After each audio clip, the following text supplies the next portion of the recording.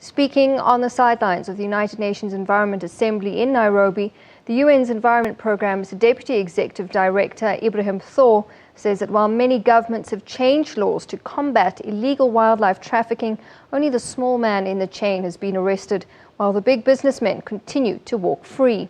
Sarah Kimani has more.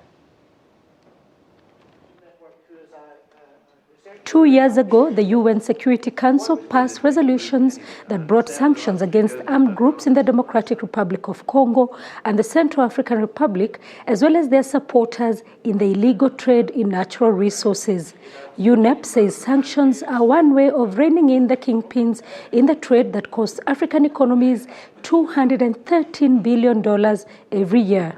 Some of these big fishes can only be caught if you go to the United Nations. The Sanctions Committee of the United Nations will have to be involved.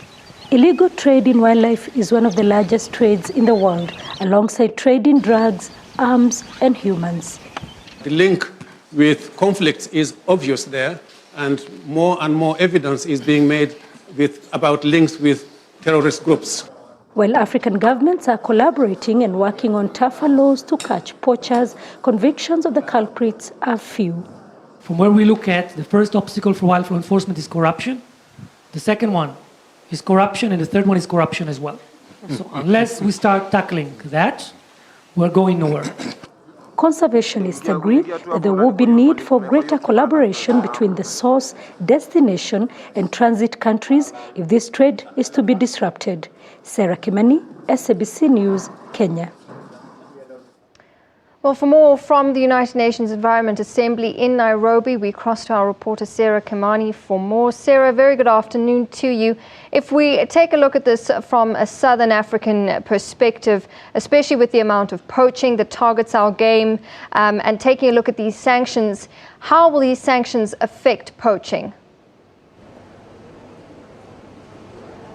Well, what they are suggesting, what the United Nations Environment Programme's Deputy Executive Director is suggesting is that because it becomes very difficult to nab these kingpins or to even put them behind bars, he is suggesting that once they're known, and most of them are known, that sanctions are slapped against them. Take, for example, arms embargo, asset freezes, and travel bans to ensure that they're just within the countries where they are locating, and also asset freezes because they are making gains out of trade in illegal wildlife and illegal wildlife products, and also because they're the ones who have the financial muscle to keep the trade in illegal wildlife and poaching going on. So they're suggesting, take for example, in South Africa, if there are people who are known to be funding poaching activities, then the government of South Africa can sanction the United Nations to freeze the assets of such persons.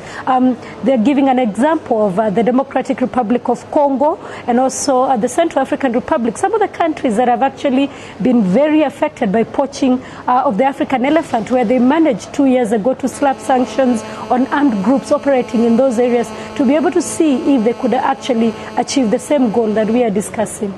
All right, Sarah, if we take a look further at this conference, it comes at a time when the globe is really facing some of its fiercest threats to the environment. So delegates, I'm sure, will be discussing a range of issues.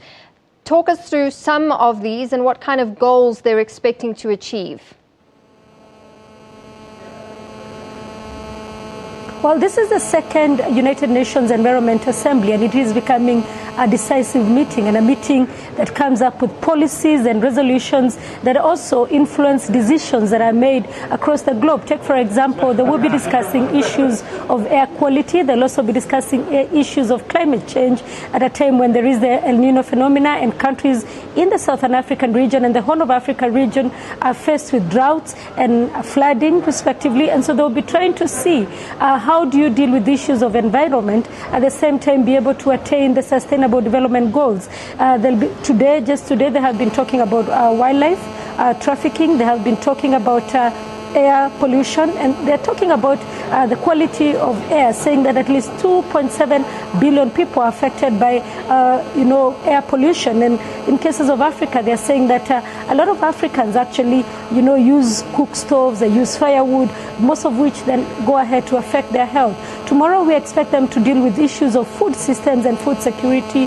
And by the time the meeting is coming to an end, they expect to have resolutions on various issues, just like in the first United Nations Environment Assembly. All right, Sarah, thank you very much for that. Our reporter, Sarah Kimani, live from Nairobi.